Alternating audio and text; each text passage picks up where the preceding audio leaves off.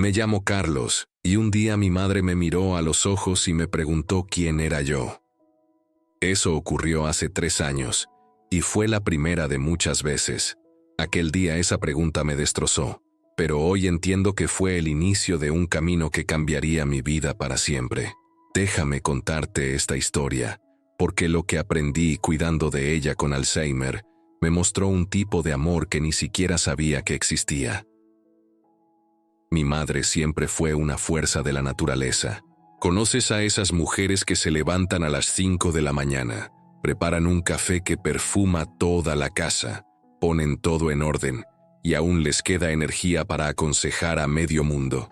Esa era ella, Doña Concepción, 68 años, cabello siempre bien arreglado, uñas cuidadas y una fe en Dios capaz de mover montañas. Era mi brújula emocional. Cualquier problema que tenía corría hacia ella. Mamá, he perdido el trabajo. Mamá, he roto con mi pareja. Mamá, no sé qué hacer con mi vida. Y siempre tenía una respuesta. Siempre tenía un abrazo. Siempre una oración. Nuestra casa era el punto de reunión de la familia. Todos los domingos después de la misa, primos, tíos y vecinos venían. Ella preparaba un almuerzo que alimentaba cuerpo y alma. Y hasta mandaba comida en tuppers para todos. «Come un poquito más», decía, aunque ya estuviéramos a reventar. Así demostraba su amor, con comida, con cuidado, con preocupación constante. ¿Has comido hoy? ¿Estás durmiendo bien? ¿Estás rezando? Esas eran siempre sus 3 preguntas. Siendo hijo único, siempre tuve una relación especial con ella. Mi padre murió hace 15 años, cuando yo tenía 25. Y desde entonces éramos solo los 2. Nunca quiso volver a casarse. Decía que debía cuidar de su hijo. Yo siempre le decía que podía rehacer su vida, pero ella respondía: «Dios me dio a ti para cuidar». Los primeros signos fueron sutiles. Olvidaba dónde había dejado la llave. Repetía la misma historia 2 veces en una conversación.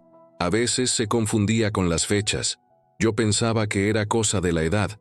Incluso me reí alguna vez. Qué ingenuo fui. El primer susto real fue cuando se perdió volviendo de la panadería.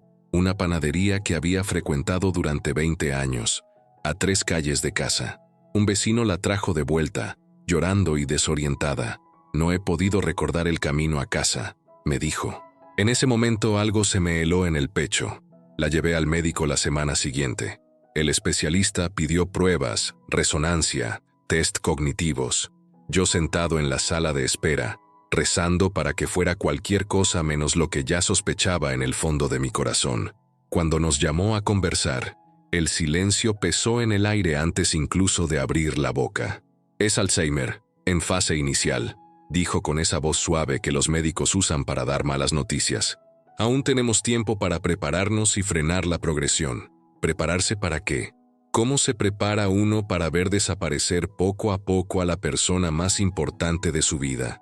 Mi primera reacción fue la negación. ¿Está seguro, doctor? ¿No podría ser otra cosa? Luego vino la rabia. ¿Por qué ella? ¿Por qué una mujer tan buena, tan de Dios, tenía que pasar por esto? Después llegó la desesperación. ¿Qué iba a hacer?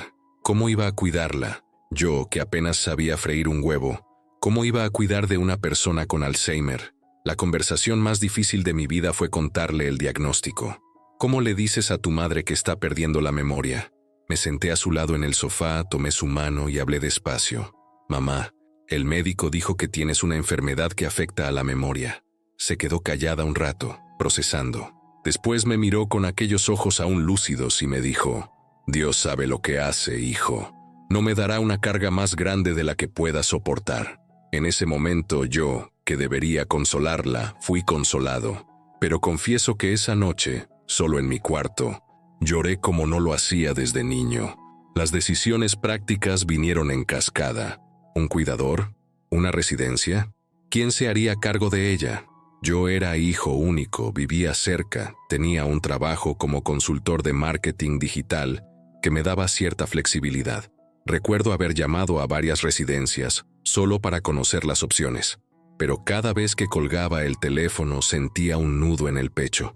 No podía imaginar a mi madre, que siempre cuidó de todos, siendo cuidada por desconocidos. Fue entonces cuando tomé la decisión que cambiaría mi vida. Voy a cuidarla en casa. Lo prometo. Reorganicé toda mi vida. Me mudé a su casa. Transformé la habitación de invitados en mi despacho. Adapté mi trabajo para hacerlo completamente en remoto. Puse cerraduras en puertas y ventanas. Colgué un calendario grande en la cocina que actualizaba cada día. Organicé la medicación en cajitas semanales. Retiré los objetos peligrosos. Escondí las llaves del coche. Instalé barras de apoyo en el baño. Me convertí en especialista en Alzheimer de la noche a la mañana. El médico me explicó la importancia de ejercitar la mente. Carlos, necesitas estimularla a diario. Rompecabezas, fotografías antiguas, leer el periódico, cualquier cosa que la haga pensar y recordar. Compré puzzles de 50 piezas, saqué álbumes familiares, me suscribí al periódico local. Cada mañana, después del café, era nuestra hora de gimnasia mental. Le encantaba ver las fotos antiguas y contar las historias que aún recordaba. Ese eres tú con 3 años, en tu primer día de colegio, decía señalando una foto amarillenta. En esos momentos estaba completamente presente. La actividad física también era fundamental. Todas las tardes, después de comer, salíamos a caminar. Media hora por el barrio, siempre la misma ruta para no confundirla. Los vecinos ya conocían nuestra rutina y saludaban desde las ventanas. «Buenas tardes, doña Concepción. Buenas tardes, Carlos». Ella respondía con su dulce sonrisa de siempre. Cuando llovía, hacíamos ejercicios en casa. Estiramientos, movimientos sencillos con los brazos, lo que fuera para mantener el cuerpo activo. El médico había explicado que eso ayudaba a retrasar la pérdida de movilidad. Los primeros meses fueron una montaña rusa emocional. Había días en los que estaba bien, hablaba con normalidad, lo recordaba todo. Entonces me engañaba pensando que quizá el médico se había equivocado. Pero llegaban los días malos. Olvidaba cómo preparar café y hacía el mejor del mundo. Olvidaba mi nombre. Me llamaba por los nombres de personas de la iglesia. Repetía la misma pregunta 20 veces en una hora. ¿Qué hora es? ¿Qué hora es? ¿Qué hora es? Y yo, con toda la paciencia que podía reunir, respondía 20 veces, siempre mirándola a los ojos, sujetándole la mano y hablando despacio, como me había enseñado el médico. Aprendí que con ella la comunicación tenía reglas. Siempre ponerme frente a ella, mirarla a los ojos, darle la mano para transmitir cariño, frases cortas, palabras simples, gestos que reforzaran lo que decía. Si no entendía medicina, probaba con pastilla o medicamento. Y lo más importante, escuchar lo que quería decir, aunque lo repitiera 10 veces en el mismo día. Un día la encontré guardando el mando de la tele en la nevera. «Mamá, ¿por qué está aquí el mando?», le pregunté. Y ella me contestó con toda naturalidad: «Para que no se caliente, hijo». Su lógica era perfecta dentro de su mundo. Ese día aprendí la primera gran lección: dejar de corregirla y empezar a comprenderla. En lugar de frustrarme, empecé a reírme de esas situaciones. Y descubrí algo. Cuando yo reía, ella reía conmigo, aunque no entendiera por qué. Siempre fui una persona impaciente. Me irritaba en los atascos. Quería todo para ayer. Pero cuidar de mi madre me enseñó una paciencia que no sabía que existía en mí. Cuando me preguntaba por 10ª vez si ya había tomado la pastilla, yo respiraba hondo y respondía como si fuera la primera. La paciencia es amor en acción, leí en algún lugar, y se convirtió en mi mantra diario. La comunidad parroquial fue fundamental en este proceso. Las hermanas de la congregación se organizaron para ayudarnos. Doña María venía cada martes a hacerle compañía mientras yo hacía gestiones. La hermana Juana traía sopa cada semana. El grupo de oración incluía nuestros nombres en la lista de intenciones. «No estáis solos», decía siempre el padre Antonio tras la misa. «Dios os está usando para mostrar lo que es el amor incondicional». Esas palabras me sostuvieron en los momentos más duros.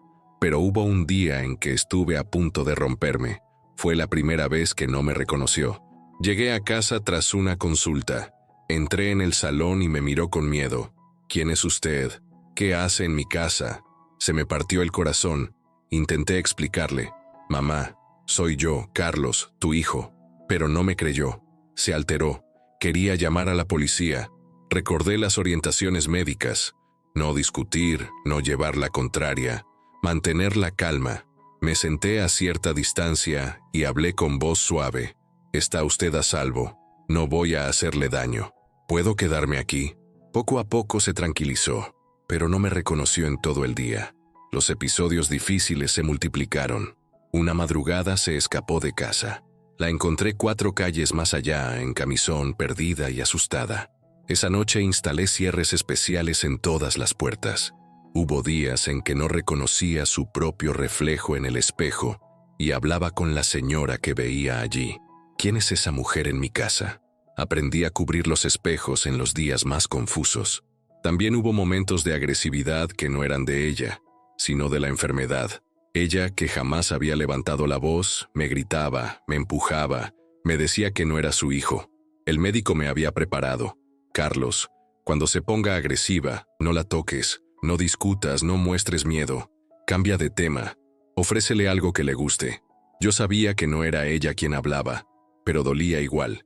En esos momentos sacaba el álbum de fotos o ponía una música que le encantaba y poco a poco se calmaba. Físicamente estaba agotado. Apenas dormía porque debía estar atento si se levantaba de madrugada. Comía mal porque siempre estaba preocupado por ella. Perdí 10 kilos en 6 meses. Emocionalmente estaba hundido. Llegué a tener pensamientos oscuros. ¿No sería mejor que estuviera en una residencia especializada? ¿Estoy siendo egoísta por querer cuidarla en casa? La culpa me consumía. Entonces tuve una conversación que lo cambió todo. El padre Antonio, un hombre sencillo pero sabio, vino a visitarme. Me encontró llorando en la cocina, al límite. Se sentó a mi lado y me dijo una frase que nunca olvidaré. «Carlos, estás cuidando de Jesús disfrazado». Abrió la Biblia en Romanos 8:28 y leyó: «Sabemos que Dios dispone todas las cosas para el bien de quienes le aman, de los que han sido llamados según su propósito. Dios te ha elegido para esta misión», continuó. «Incluso en el dolor, Él está obrando algo bueno en tu vida y en la suya. No es una carga, es un propósito». Esa misma semana ocurrió algo que cambió por completo mi perspectiva. Estaba en la cocina preparando la comida cuando oí a mi madre cantando en su habitación. Era Amor Eterno, una canción que siempre entonaba cuando yo era niño. Fui hasta allí y estaba cantando cada palabra con aquella voz dulce de siempre. Cuando terminó, me miró y dijo: «Esa canción siempre me recuerda a ti cuando eras pequeño, hijo». Durante unos minutos estuvo completamente lúcida. Después supe que la música habita en una parte del cerebro que el Alzheimer tarda más en borrar. Fue mi primer destello de esperanza en meses. A partir de ese día cambié por completo mi manera de actuar. Dejé de intentar traerla a mi mundo y empecé a entrar en el suyo. Si estaba en 1985, yo iba con ella a 1985. Si quería hablar con mi padre, que había muerto 15 años atrás, yo me unía a la conversación. «¿Y qué te ha dicho papá?», le preguntaba. Y ella, feliz, me contaba lo que hablaba con él. Al principio me asustaba, pero aprendí que esos momentos le daban paz y alegría. Una de las cosas más curiosas que empezó a hacer fue cocinar con cazuelas vacías. Iba a la cocina, cogía las ollas, fingía que preparaba un guiso, removía el aire con la cuchara de madera, probaba el condimento y decía: «Está quedando riquísimo». Al terminar, servía platos vacíos a toda la familia imaginaria que estaba sentada en la mesa. Al principio intentaba explicarle que no había comida, pero después entendí que era mejor entrar en su juego. «Está delicioso, mamá.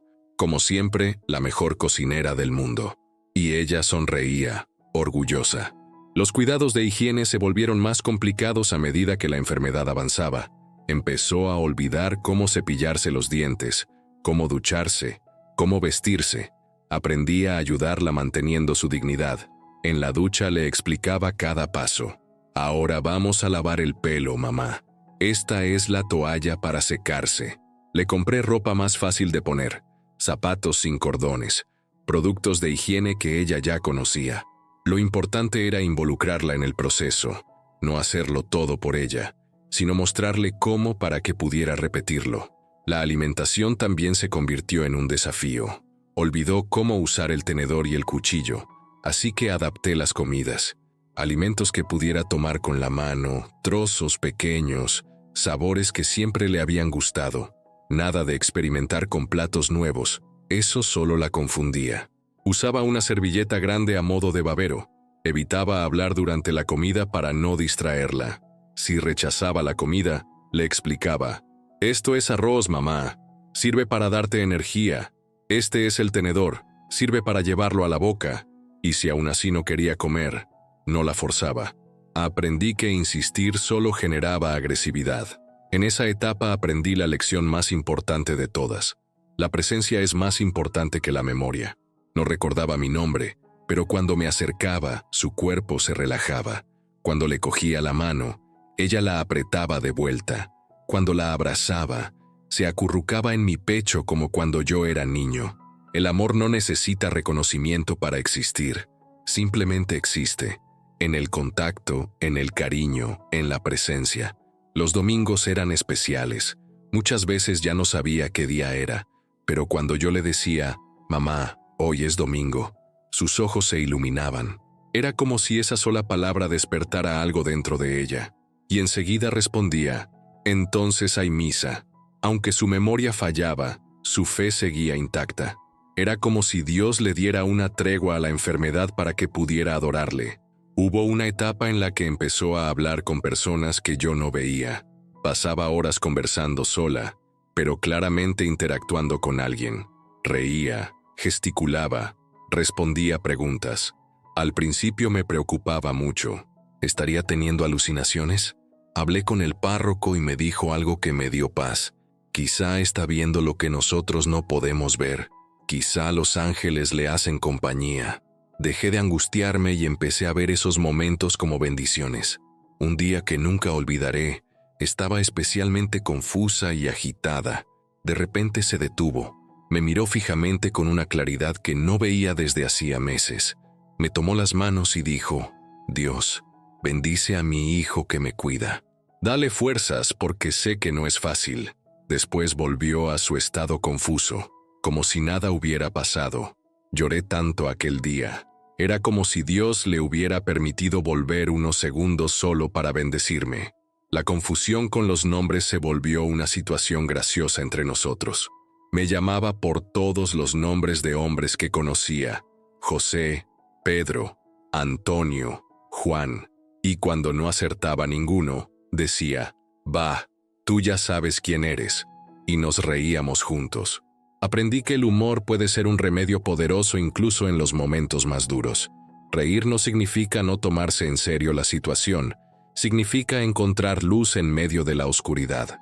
Los vecinos se convirtieron en ángeles en nuestra vida. Don José, el de al lado, empezó a cortar nuestro césped sin que se lo pidiera.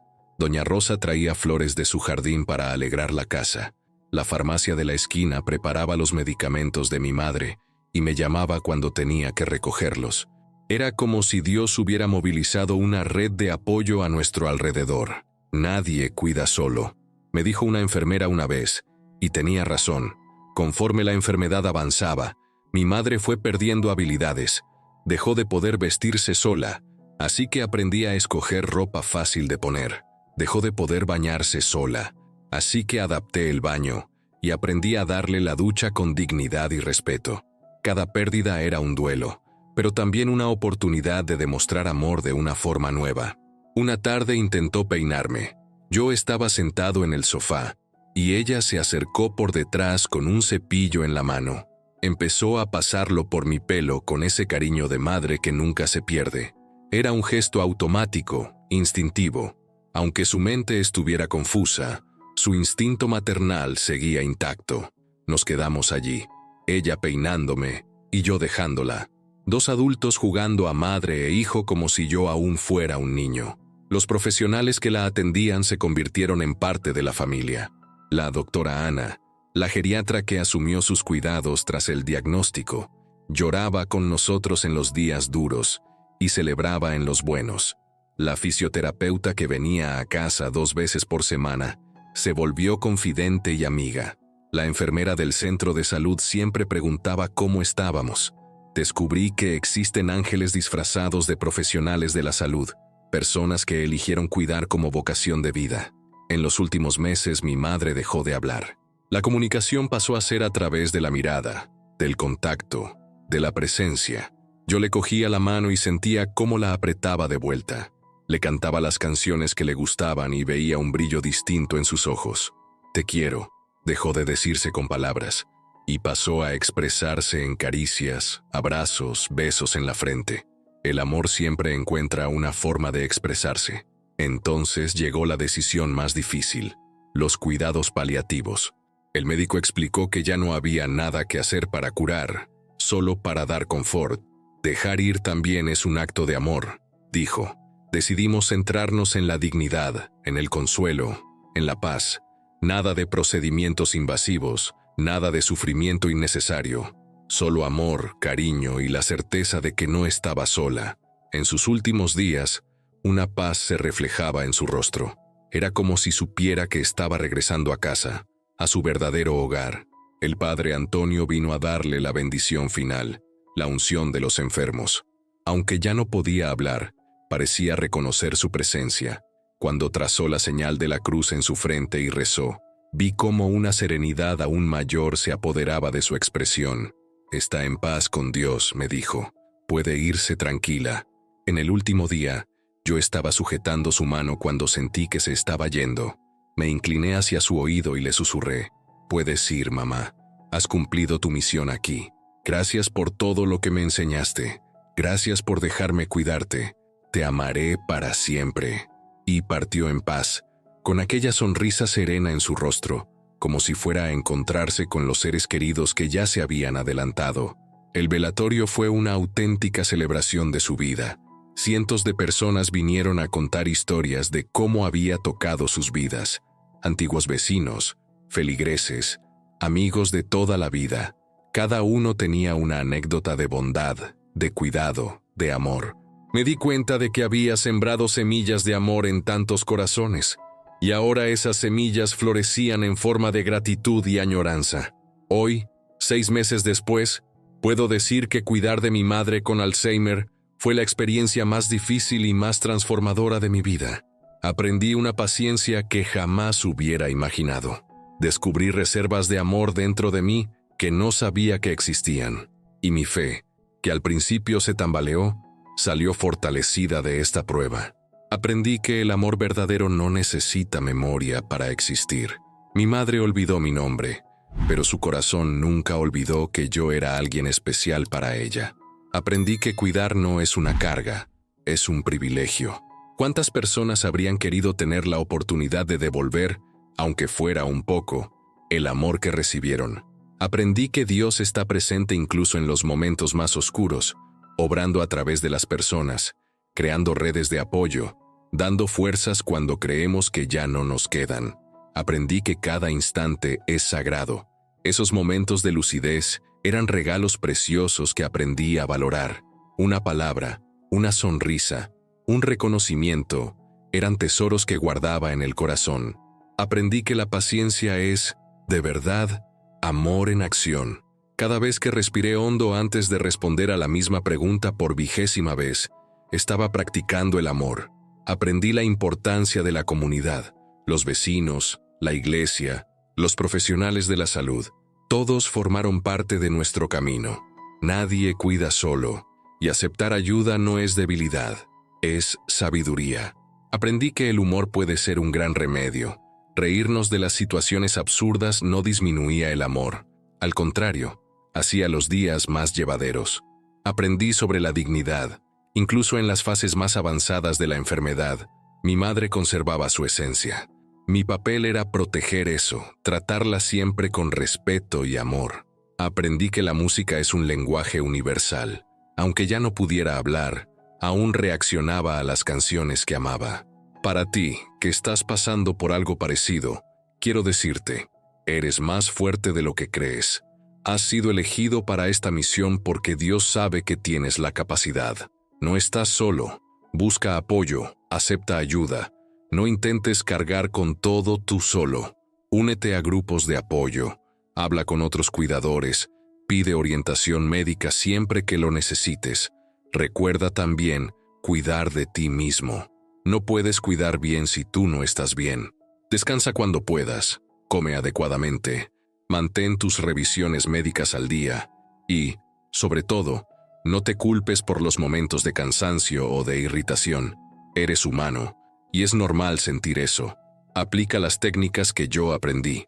Mírala siempre a los ojos, sujétale la mano, habla despacio con frases cortas. Entra en su mundo, no intentes traerla al tuyo. Mantén la casa segura, pero preserva su dignidad.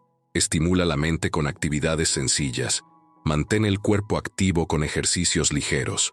Y sobre todo, ten paciencia, mucha paciencia. Para ti que aún tienes a tus padres, a tus abuelos, a tus seres queridos con la mente lúcida, no esperes para decir te quiero.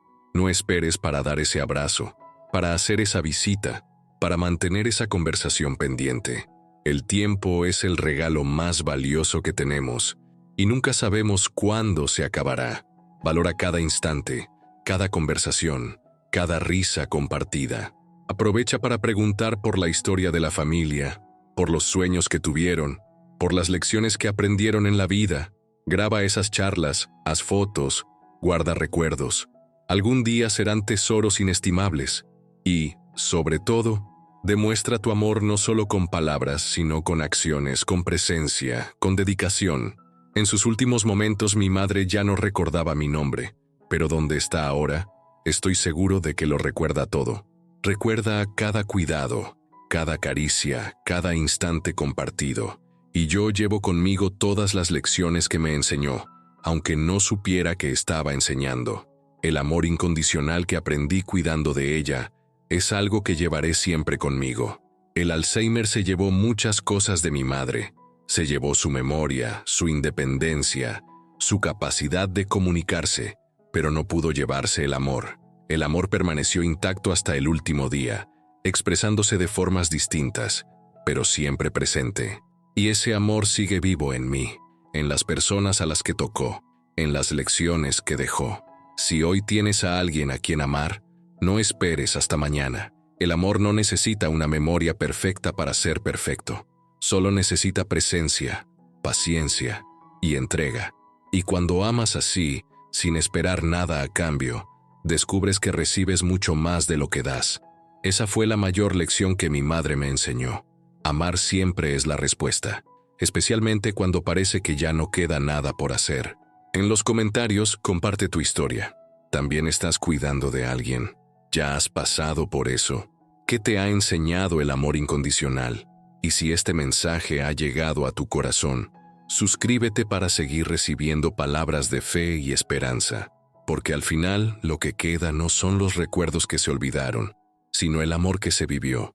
No son las memorias que se perdieron, sino los momentos compartidos. Y eso es suficiente. Eso lo es todo.